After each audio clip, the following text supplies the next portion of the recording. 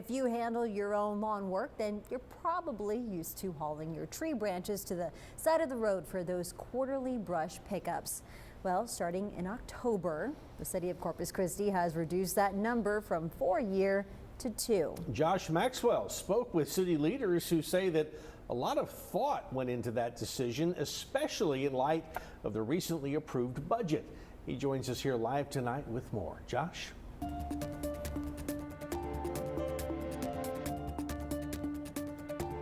City Council was presented with a study that basically showed that cutting the amount of brush pickups in half could yield the same impact as having 4, except this time it saved the city more money in the long haul.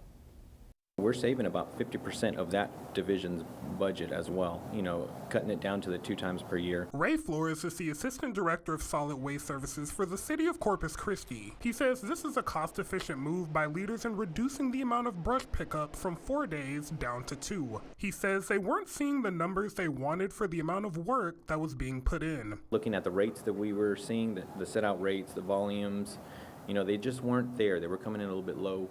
And rather than having, crews out there wasting hours, gas, a lot of it goes into the operations. It's a perfectly legitimate thing to at least try. Corpus Christi at-large Councilman Mike Pusley says that for those who may have reservations about the proposed switch, that growing pains can come with any major transition. I remember when the city decided to go from picking up your garbage at your house twice a week to once a week. It was very controversial and a lot of discussion about that. Flores says that the city has other alternatives for those looking to clear the brush off their curbside. There would be brush, an old sofa, recliner, things that they want to get rid of, free of charge at the transfer station, as well as our litter critter program. And for those who don't have vehicles or who can't get to the event themselves, even then, Flores says you still have options. You can set something up for, a little bit of a charge.